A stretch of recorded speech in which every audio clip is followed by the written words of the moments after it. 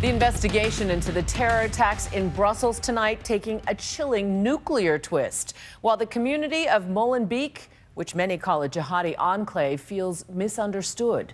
And yet one victim of the terror, the pro basketball player whose poignant image touched hearts around the world, shares his experience in the moments after the airport bombing. Here's ABC's chief foreign correspondent, Terry Moran. The blast is just, it happens so quick, it's just a deafening, and the ceiling starts falling, and so you don't really know what's happening. Tonight in a Brussels hospital, Sebastian Ballan says he is lucky to be alive. He was hit by the bomb blasts during Tuesday's terrorist attacks at the airport here. Because I fell to the ground, when the second explosion went off, all the shrapnel missed me, I think. But my leg was just completely severed. I was just in shock. And I remember trying to get up and try and move as quick as I could, but I couldn't move anything. We visited the former Oakland University basketball player. The whole time I was just trying to tell myself, I'm gonna make it, I'm gonna make it, I'm gonna make it. And when I got in that ambulance, then I knew I was good.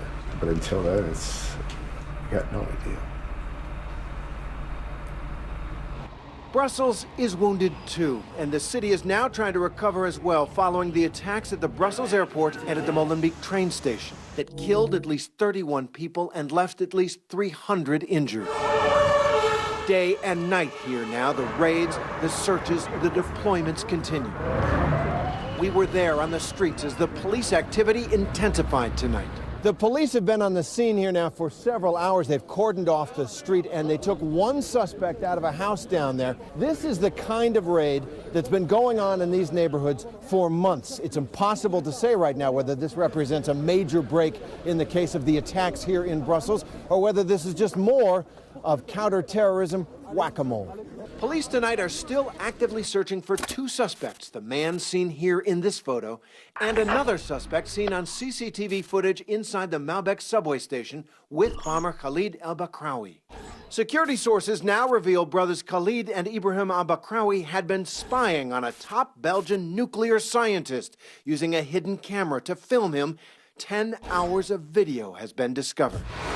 6 people were arrested tonight in raids across the city. And then word of a mall being evacuated. We rushed to the scene. There's a bomb? Yeah, they think.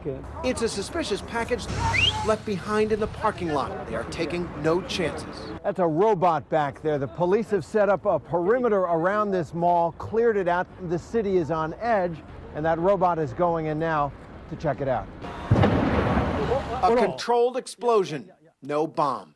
This is life in Brussels now, life during wartime, for that is what it is.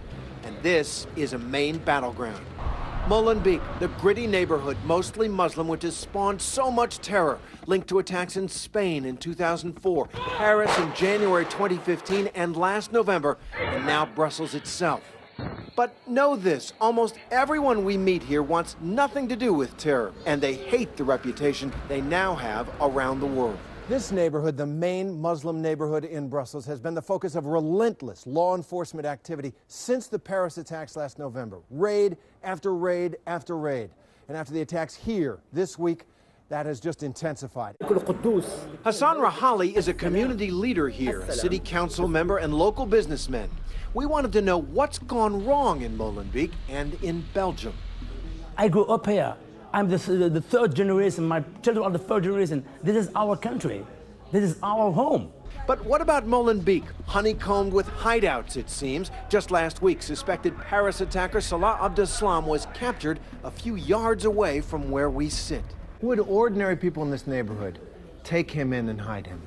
Terry, what question is that? And you tell me like if we know if there is Abdeslam somewhere here in this area, we will just say, okay, no problem, leave him, the poor guy. He's not the poor guy, he's a terrorist, he's a terrorist. And even he was my own son, I will just take him from his hair, if he has hair, and we'll take him to the police.